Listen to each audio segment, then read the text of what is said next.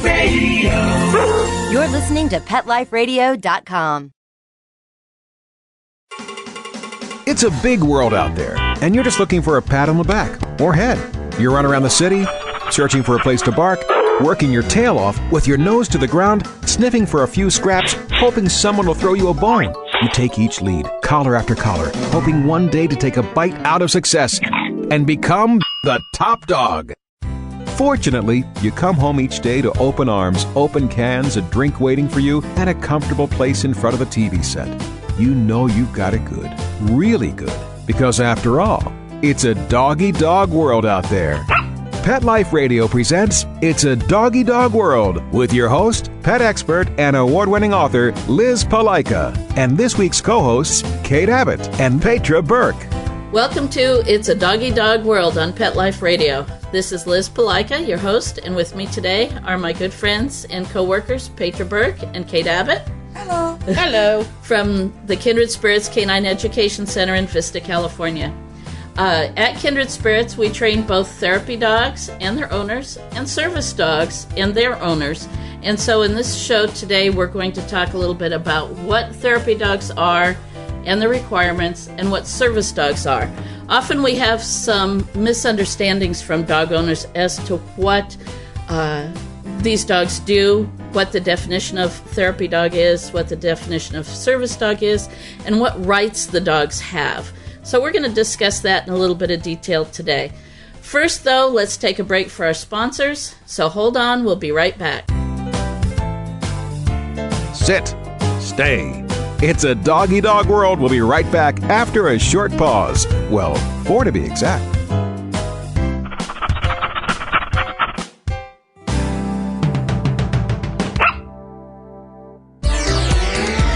From Paris, New York, and around the globe, get ready for the hip, the trendy, the uber cool where pets rule. If you've got a passion for pet fashion and a flair for animal wear, this is the ultimate place to take a peek at what's chic in the world of designer pet fashion and cool new pet products. On the Pet Set with our fashion diva, Queen Dog Lady. The Pet Set, every week on demand, only on PetLifeRadio.com.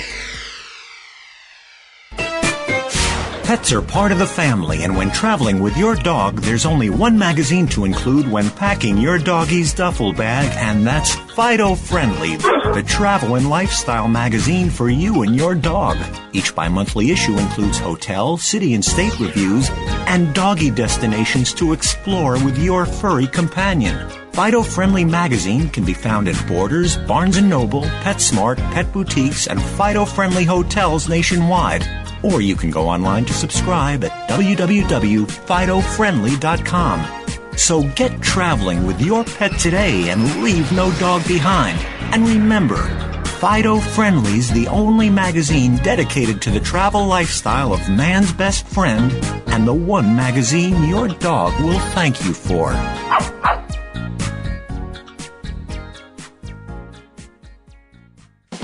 It's time to start scratching for donations for the Humane Society of Broward County's Walk for the Animals presented by VCA Animal Hospitals. The walk is Saturday, March 1st at Esplanade Park in downtown Fort Lauderdale. You'll need a registration form, so stop by any VCA Animal Hospital, IHOP, the Museum of Discovery and Science, or the Humane Society. This event is also brought to you by Big 1059, Comcast, Purina One, PetLifeRadio.com, Tidy Cats, and the Herald.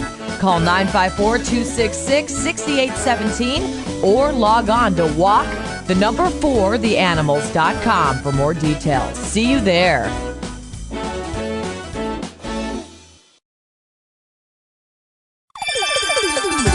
Let's talk pets on PetLifeRadio.com.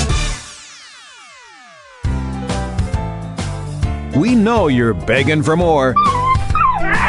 So back to It's a Doggy-Dog World with your fetching hosts, Liz Palaika, and this week's co-hosts, Kate Abbott and Petra Burke. Welcome back to It's a Doggy-Dog World on Pet Life Radio. I'm Liz Palaika.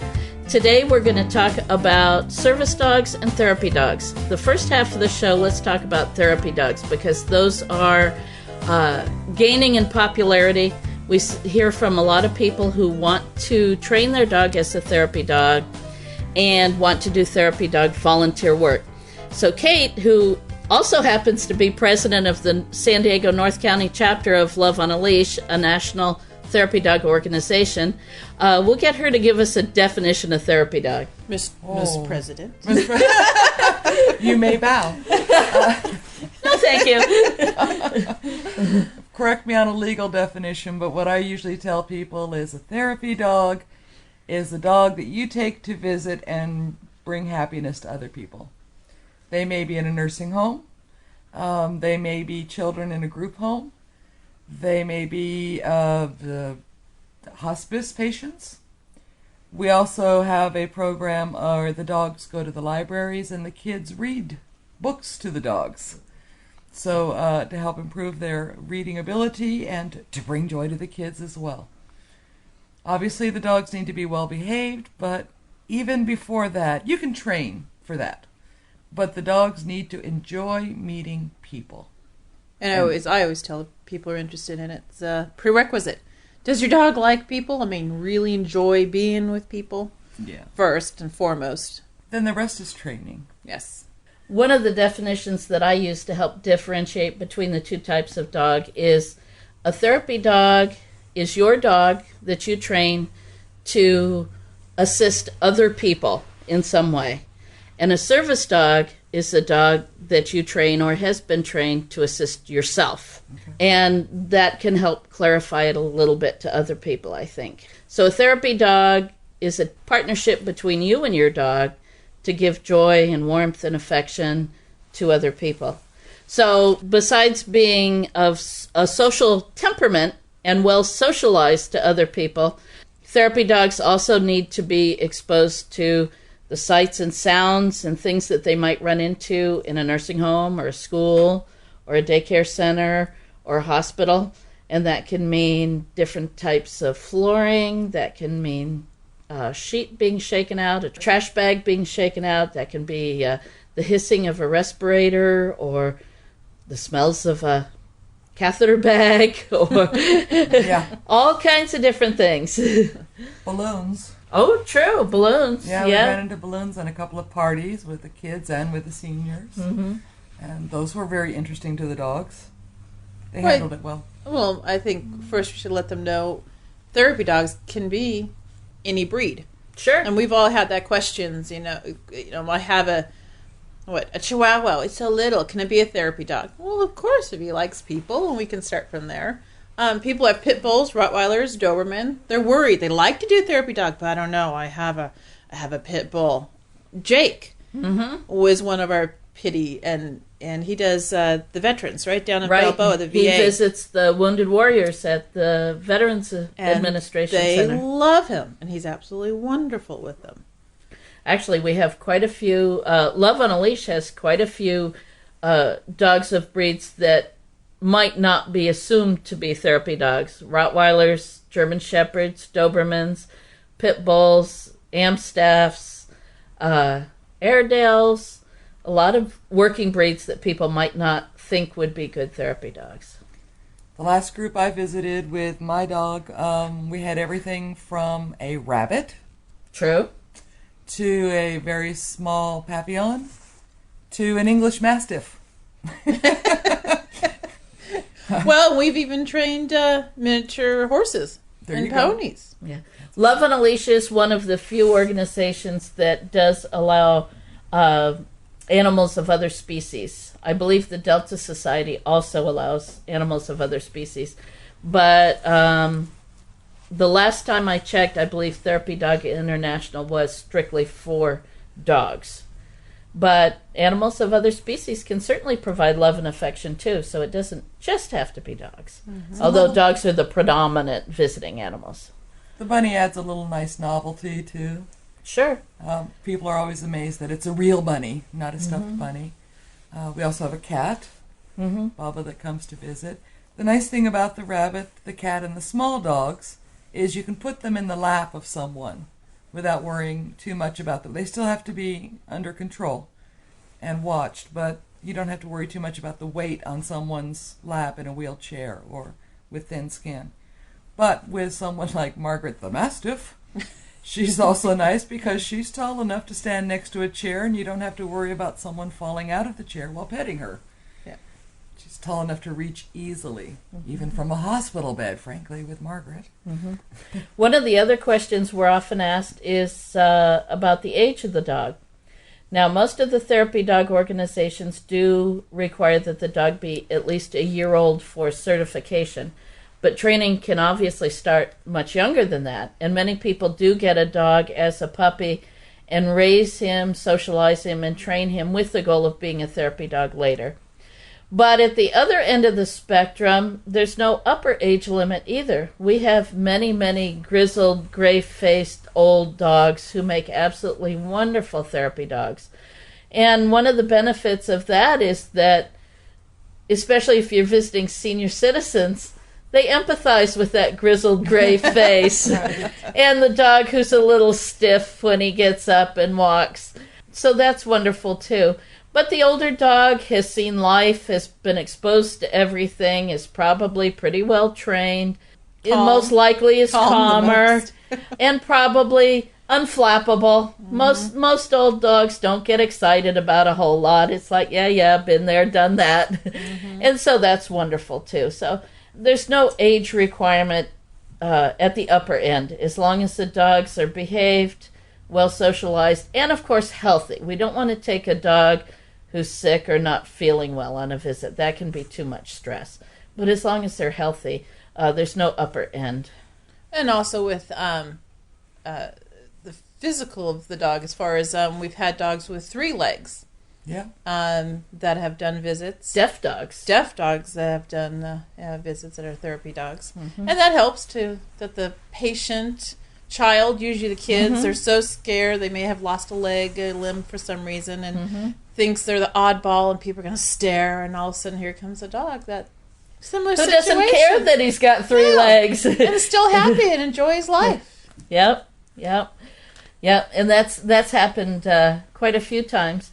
Other dogs who may have other disabilities. If a dog is blind and he's got a good relationship with his owner and he trusts his owner and he's okay with new situations, a blind dog can certainly be a therapy dog. Deaf dogs who can still see seem to cope a little bit better, and we've had quite a few deaf dogs. We've had dogs with other disabilities that have been able to be very good service dogs, so there's no requirement or restrictions on that also. On therapy dogs, pardon me. Therapy dogs, yes. Yeah, and so there's no restrictions on that either.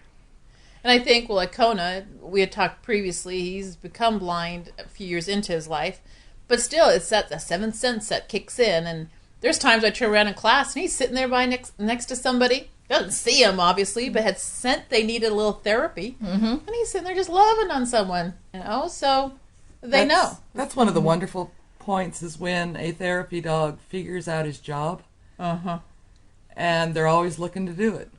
Always looking to do it.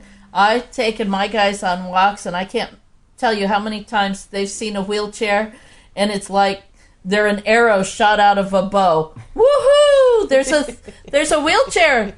The person in that chair needs my love and needs it now. I had to apologize to someone at one point. My dogs and I were out for a walk.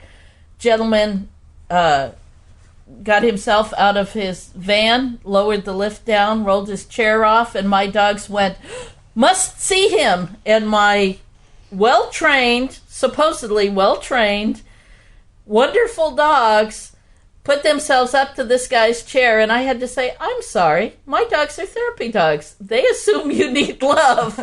Luckily, he had a good sense of humor, and he pet them both, and we were able to continue on our walk. I think we did that. We went to a show or something. All of us had our dogs. All of them are therapy dogs, and we walked past somebody with a wheelchair, and all of a sudden we're walking straight. The dogs are pulling us towards the wheelchair.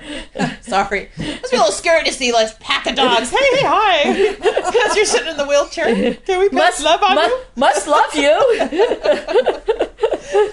Luckily, most people take it as the dogs meant it. What was it? A couple weeks ago when we went up to Big Sur on the camping trip with the dogs. Stopped in Buellton on the way back, or Solving. And all of a sudden, my Walter, we're out walking, giving them a potty break. he sees a woman standing and it's something about her. He said, I must go say hi. Oh, that's right. Remember? He was determined. He would Oh, not. he was digging in, scrabbling, pulling, and I'm going, yes, he's well trained. Yes, he is. I'm a dog trainer, yes. But once he said hi to her, he was and fine. I had to do that. Hi, excuse me, my dog thinks he knows you, or he wants to say hi, and she went, oh, okay. Yeah. She did seem a little forlorn, though, so like she was waiting for somebody that was late or whatever. She wasn't at her happiest, so... She did say something after she'd given him hugs, and that's all he really wanted. And once she petted on him, said hi, he was, okay, I'm done, now we can move on. And she did say, thank you, I needed that. So he sensed it. He knew it. Yep, yeah. Now, some of the training that therapy dogs need, obviously basic obedience. They need to be able to sit and lay down on command. They need to hold a stay. It doesn't have to be a long stay, but they need to be able to hold a stay. They need to walk nicely on a leash. Now, a strict formal obedience competition heel is not required, but they need to be able to walk nicely on a leash, and especially through a crowd or through distractions. If you and the dog are walking down a hallway at a nursing home and there's a crowd of people or there's some staff members and some patients, obviously the dog needs to walk nicely so he's not tangling people up in the leash or pulling or dragging or whatever. So walking nicely on the leash is important. The dog cannot jump on people. The dog cannot paw and scratch. If you can imagine if visiting someone with very fragile skin and the dog rakes them with those hard claws, that can be disastrous. Jumping on people can knock someone over, and again, bad news. The dog cannot put his mouth on people. Now, kissing, that's a little different, and there's pros and cons to that. My boy Riker, of course, thinks that everybody needs his kisses. Unfortunately, he can be rough and he can be way too enthusiastic. And so we put limits on that. And usually I ask people, do you like doggy kisses? If they say yes, he's allowed to give a couple slurps and then he has to stop. But then you have to ask him twice. Do you really like doggy kisses? Yeah, especially from Riker. Yeah, luckily, most of the time Riker visits kids who enjoy his kisses. When we visit seniors, I rein him in strongly. But some people don't like doggy kisses, and so they shouldn't have to have them if they don't like them. Obviously, we want a dog who's well-behaved with other dogs, well-behaved with people. House training, vitally important. And if you have a male who's prone to lifting his leg, he cannot lift his leg inside. So some very strict requirements there. There are some specialized commands that will help make a visit more pleasurable both for your dog and the person they're visiting. Teaching them how to safely put their paws up. We use that command, paws up.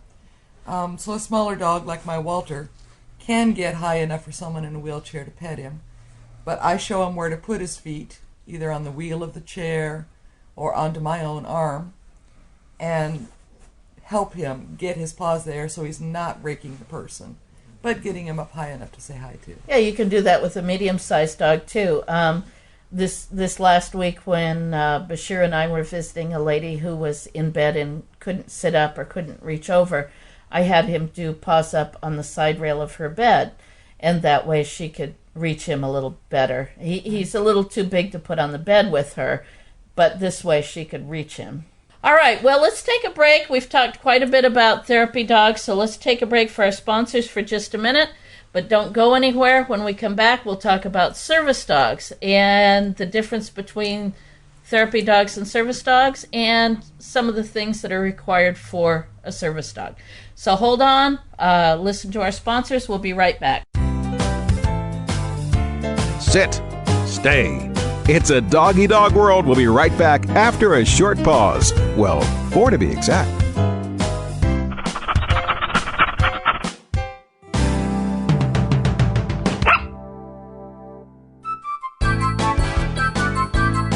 There's nothing like a shaggy dog, baby. They're shagadelic. And this is the place to find out how to have harmony in the household with your pets. Oh, yeah. So stop by our pad every week and get switched on, baby. Switched on to the show that's all about attitude. Oh, behave. With your groovy host, pet edutainer Arden Moore. Yeah, baby, yeah. Every week on demand on PetLifeRadio.com.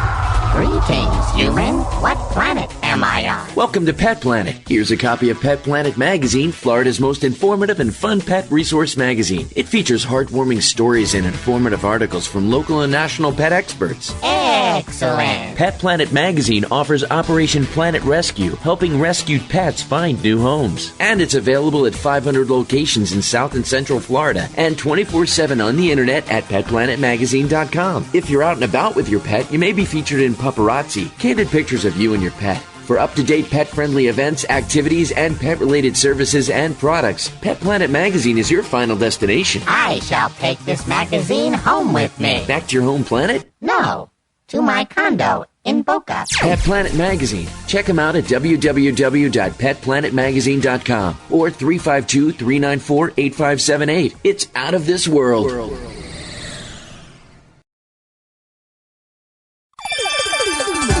Let's Talk Pets on PetLifeRadio.com. We know you're begging for more. So back to It's a Doggy Dog World with your fetching hosts, Liz Palika, and this week's co-hosts, Kate Abbott and Petra Burke. Welcome back to It's a Doggy Dog World. This is Liz Palika. With me today are Petra Burke and Kate Abbott from Kindred Spirits Canine Education Center in Vista, California. The first half of our show, we talked about therapy dogs and what was required of therapy dogs, some of the things that therapy dogs can do. This part of the show, we want to talk about service dogs. Oh, but before we go on, my thought, since we should have added the first half, is how some dogs, personality-wise, not necessarily breed or size, may not be able or is not comfortable around the elderly or going into facilities. Liz and I were talking the other day. Riker and Logan, Bashir's brother, love teenage kids, like the junior high school. The rowdier, the better. Yeah, they love it. I just remember the junior high, went to my daughter's school and to do a function, and all of a sudden Logan, there was a group of kids, wanted to pet him, and he disappeared under this group of kids, and he was happy. But rolled over, belly rubbed, licking and kissing on them, and I've never seen him so thrilled. And he was gentle with them, but loved all the attention and had no problem with that many kids over him. Some dogs do. And on the other hand, there's Kate's Walter, who doesn't like young kids. Walter thinks anybody over the age of 60 is safe, but under 14, scary. They're scary. Aliens. Mm-hmm. They run and scream and wave their arms around, and they're scary. Or even if they just stand there, they're scary. Yeah. I would love to do the library reading program with him, but he's not quite there yet. He may get there, but not there yet. Yeah, when he's 12. Yeah, when he's mellower. Probably blind, so he doesn't see them either. Would that help, baby? So yeah, it's as Petra said, it's very important that you know your dog. Therapy dog work is not just for you. You also need to know your dog and what your dog is comfortable with and what your dog can do. And if your dog even wants to do it. Yeah. So many people, we get people that come through our classes and want to force their dog to be a therapy dog. And that's not what the dog wants to do. One of our students was a therapist, and she wanted her dog to be in the office to be a therapy pet for her patients. The dog did not want to be a therapy dog. Exactly. And my Bashir is also a good example of that.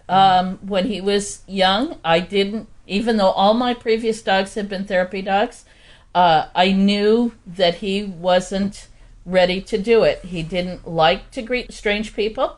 He thought strangers were strange. Mm-hmm. And especially he didn't like people to touch his head.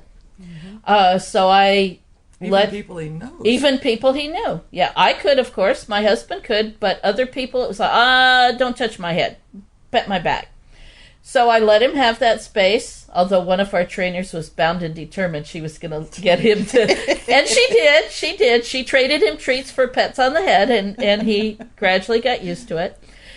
But now, at the age of 3.5, he's decided therapy dog work is pretty cool, and he's doing a very, very good job at it. So I let him have some space, let him grow up, let him get comfortable with the world around him, and now he's willing to do it. Yep. All right, on to service dogs. As we said earlier in the show, therapy dogs are privately owned dogs that you train to help other people. A service dog is a dog that is trained to assist you yourself. Now, there are individually trained service dogs. You can, with the help of a trainer, train a dog to work for yourself. Or there are organizations that train the dogs and place them with people. Now, the jobs that service dogs can do are almost unlistable. They have dogs now that can detect heart irregularities and warn you of an impending heart problem. There's dogs that can detect low or high blood sugar. There's dogs that can sense an oncoming seizure.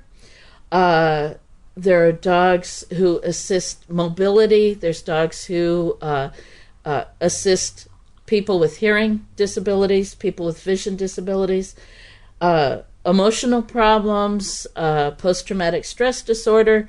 The listing of things that dogs can assist people with is immense. Mm-hmm. Mm-hmm. And to have a dog assist you with that, it takes imagination. We do have a woman in training with one of our basic classes now who was talking to us who is diabetic and would like her little dog to help her recognize when her blood sugar is getting too low. Luckily, the dog is already starting to sense that. So she may be able to teach this dog eventually, with some assistance, to do that for her. It's very difficult to teach a dog to do something like this, though, if the dog has not already noticed the difference in you. Luckily, dogs are very observant of their owners, and they are very good at telling or noticing differences. I mean, how many of us, Kate and I were talking about this not too long ago, on 9/11, when the disaster struck, how many of us sat on our sofa and watched TV and cried, and our dogs brought us toys? Yeah. Because they saw we were distraught, and the dog, in his or her own way, was trying to make us better. That's basically what a service dog does. Mm-hmm.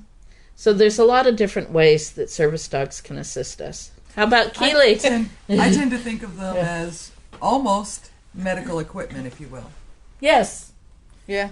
Yeah. So they do something for you that you cannot do for yourself, or that to assist other equipment. I mean, they can help pull a chair if you don't have an electric chair, or even if you do, batteries, things on those things. Sure. Pick up things for you if you can't reach them. Mm-hmm. Plus, when it comes to size of the dog, I guess people just assume a service dog is a size... A German Shepherd. German Shepherd, Lab, or Golden's, the first breed that pops into their heads. Mm-hmm. We're seeing more and more variety of breeds out there doing it. And for example, Keely, my little Pom. Yeah, well, obviously she's not going to be pulling me in a wheelchair. That would be a sight. I'd be impressed, but that's not going to happen. People would be calling the local Humane Society to... But a little dog like that can help with if you have a hearing disability, to let you know what's going on, to pick up things. My neighbor does have a black Pom who is her hearing alert dog. Yeah. See, and that's when the perfect. smoke alarm goes off, when the baby cries, when somebody's at the door. They can still pick up little items that, it's not too heavy. They can fit in their mouth, that type of thing. So, yes, they can be a service dog. Just like my Shepherd, he could probably, no problem, pull in a wheelchair. So he can pull the wheelchair with Keely on my lap. There we go. That's it. And Keely would be telling him what to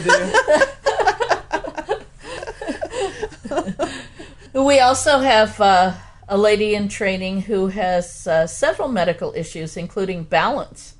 And her service dog, who's not yet certified, but he's getting pretty close to it, assists her with balance. So going up and down stairs, escalators. She has a harness for him with a handle at the point of his shoulders, and he knows to lean into her and brace himself so that if she's a little unbalanced or unsteady, he can steady her until she gets her balance back. He's doing a great job of helping her keep going with her life and not just sit at home. Right. She can still go to work. She travels. Stairs used to really scare her. And escalators used to scare her. Right. But now she has a way to cope with it. And he's traveling with her and going to work with her and sits through meetings. And one point along that lines, one point we ought to make. Kate said that a service dog is almost like medical equipment. And in that respect, the dog really shouldn't attract a lot of attention. When we were traveling and we had the service dogs under the table, many times when we left, people would say, we didn't even know dogs were there. That's the whole idea. That's the whole idea. The dogs best compliment. really shouldn't attract a whole lot of attention, although they can be a great social icebreaker, and many disabled people enjoy that because sometimes people ignore the disabled to the point that they blend into the wallpaper. Right. And that's not good either. Or they're staring at them because they have a disability and they just stare. Yes. But with the service dog, it's an equalizer. Yeah, and they're usually looking at the dog then instead of staring at the person. Right. Here's the wrong scenario. I was in a store with a woman in a chair with her service dog.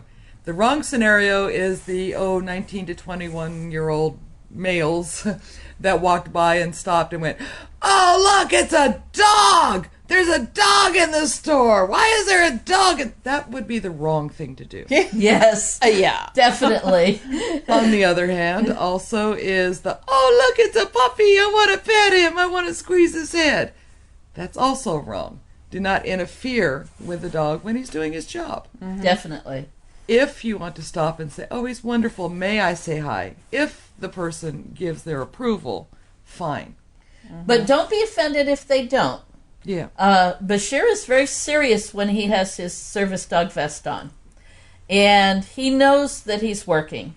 And he's not eager to have strangers come up and say anything to him. He wouldn't do anything wrong. He wouldn't growl or bite or obviously. But somebody coming up to him, even if I gave permission, to him would be out of line. So many service dog owners may tell you, "No, please don't pet him. He's working right now." I do the same. And don't be offended by that. Right. And I do the same with Keely. And people, "Oh my God, she's so cute." But when she's with me, she actually is very focused on me.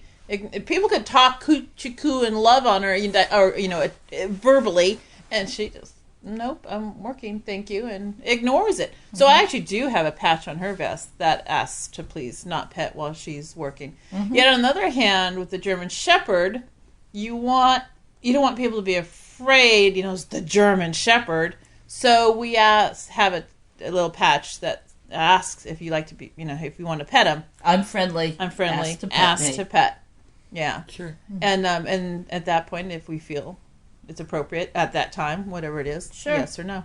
Consider it. I mean, you may be distracting a dog during the time the owner's having some heart arrhythmia. Sure. You're Exactly. interrupting their job. Right. Or if the dog is providing some balance or providing some support or in another way working, and who knows how this dog is assisting the person. Right. So your distraction may be unwelcome. Now, there's some differences in the rights of the dogs as far as therapy dogs and service dogs. Therapy dogs are allowed by law access to a facility while they're working.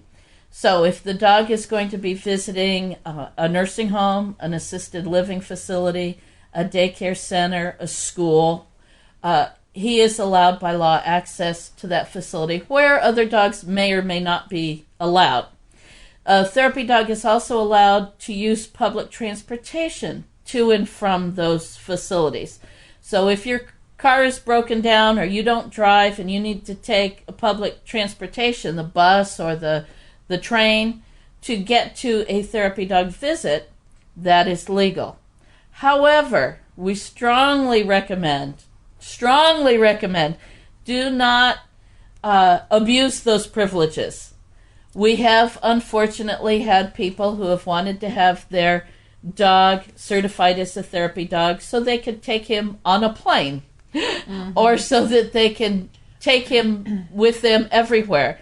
That's not appropriate for a therapy dog. We don't want to abuse those privileges, or eventually the dogs may not be allowed at all. Now, a service dog, the ADA, or the Americans with Disabilities Act, allows service dogs to accompany their owner anywhere the owner goes. If the owner needs assistance and goes to the grocery store, the restaurant, the department store, anywhere, that dog is allowed to accompany his owner and provide assistance. It is illegal for a business to segregate that dog and owner, to isolate them, and we've seen this happen. We went to it almost happened to us. Yeah, we went to a restaurant and the hostess almost had a fit and tried to put us in a little bitty table in the corner in the dark in the back. And I tried to have Bashir lay under the table, which is the proper place for him in a restaurant, and he literally had nowhere to go. And we tried to cooperate with her, but it wasn't going to work. And luckily, the hostess at that point realized that, one, the dogs were well behaved. We were trying to cooperate with her, but it wasn't going to work, and she gave us a more appropriate table. The only time that a business can ask a service dog to leave is if the service dog is out of control, if he's obviously not well behaved and the owner is not controlling him, or if the dog is posing a hazard to other customers. And that has to really be a significant hazard. Unfortunately, some owners do not maintain their dog's training.